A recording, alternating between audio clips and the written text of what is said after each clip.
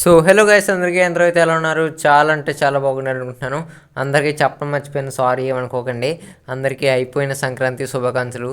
So మర్చిపోయాను చెప్దాం అనుకున్నా కానీ వీడియో పెట్టామనుకునే లోపు మనకైతే వస్తాయి కరెక్ట్ టైంకి. సో దానివల్ల అయితే చేయలేకపోయాను. సో ఇప్పుడు ఈ టాపిక్ అంతా ఆపేసి మనం వీడియో కంటెంట్లోకి వచ్చినట్లయితే, సో పాస్ట్ 1 వీక్ నుంచి సోషల్ మీడియాలో బాగా ట్రెండ్ అవుతున్న టాపిక్ ఏంటంటే 500 రూపీస్ నోట్స్ పైన గాంధీ తాత బొమ్మ అయితే ఉంది కదా ప్రస్తుతం. సో ఆ ప్లేస్లో అయితే శ్రీరాముడి బొమ్మ అయితే పెట్టబోతున్నారంట.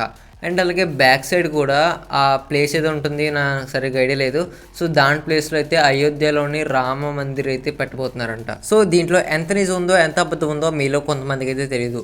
సో వాళ్ళ కోసం అయితే ఈ వీడియోని డెడికేట్ చేస్తున్నాను. మనందరికీ తెలిసిందే January 22న అయోధ్య రామ మందిర్ని అయితే గ్రాండ్గా ఓపెన్ చేస్తున్నారు. సో దానివల్ల ఓవరాల్ ఇండియాలో ఈ రాముడి పేరు బాగా ట్రెండ్ అవుతుంది. సో దాన్ని యూజ్ చేసుకొని కొంతమంది అయితే వ్యూస్ కోసం వింతవైతే పడుతున్నారు. ఎక్కడా వినలేదు అలాంటివి. కోతులు వచ్చాయి, ఏంటది జటాయు వచ్చిందనేసి సో చాలా చెప్తున్నారు. సో అందులో నిజమెంత ఉందో మనకైతే తెలుసు, కానీ కొంతమంది అదే నిజమేమో అనుకుని వీడియో చూస్తున్నారు.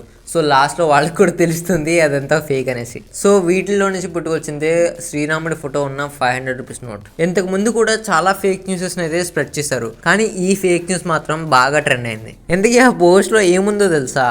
January 22న ఎలాగ ఈ రామ మందిర్ ఓపెన్ చేస్తారు కదా, సో మోదీ కూడా అక్కడికి వస్తారు కాబట్టి సో ఆ రోజైతే ఈ 500 రూపీస్ నోట్స్ని అయితే లాంచ్ చేస్తారంట. అండ్ ఈ నోట్స్ని లాంచ్ చేసేది మోడీ అంట. నిజానికి చెప్పాలంటే ఈ 500 రూపీస్ నోట్స్ వచ్చి దగ్గర 7 years అవుతుంది. సో అంతలోనే మళ్ళీ చేంజెస్ చేసి మళ్ళీ అంతా చేయాలంటే చాలా కష్టం, ఎందుకంటే మన ఇండియా మొత్తం చేంజ్ చేయాలి. సో వాటిలో రికవర్ చేయడానికి పాత నోట్స్ని చాలా టైం పడుతుంది. వీటిని చేంజ్ చేస్తున్నారని RBI కూడా ఎటువంటి ప్రచారాలు చేయలేదు. ఇంతకు ముందు కూడా ఇలానే గాంధీ ఫోటో ప్లేస్లోని అబ్దుల్ కలాం ఫోటో పెడతారని కూడా చెప్పారు. సో అది కూడా ఫేక్ అని తేలిపోయింది లాస్ట్కి. ఈ సోషల్ మీడియా వల్ల అవసరం లేని చిన్న విషయాలు కూడా చాలా పెద్దవి చేస్తున్నారు.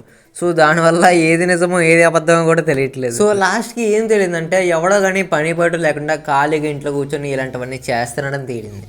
అంతేగాని ఇదేమీ ఒరిజినల్ న్యూస్ అయితే కాదు. సో గైస్, ఇదన్నమాట మన వీడియో. సో ఈ వీడియోని మీ ఫ్రెండ్స్ అండ్ ఫ్యామిలీ మెంబర్స్ అయితే షేర్ చేయడానికి ట్రై చేయండి. సో వాళ్ళు కూడా తెలుసుకుంటారు ఈ న్యూస్ అనేది ఫేక్ అని. అండ్ అలాగే ఫ్యూచర్లో కూడా ఇలాంటి ఫేక్ న్యూసెస్ బాగా ట్రెండ్ అయితే అవుతూనే ఉంటాయి, మనందరికీ తెలిసిందే అది ఆల్మోస్ట్. సో ఇలాంటివన్నీ ఏది ఫ్యాక్ట్, ఏది రియల్, ఏది ఫేక్ అనేసి అయితే మనమైతే చెప్పడానికి అయితే ట్రై చేద్దాం ఫ్యూచర్లో. సో దానికోసం మన ఛానల్ని సబ్స్క్రైబ్ అయితే చేసుకుని ఆ పక్కన బెల్ ఐకాన్ అయితే యాక్టివేట్ చేసుకోండి.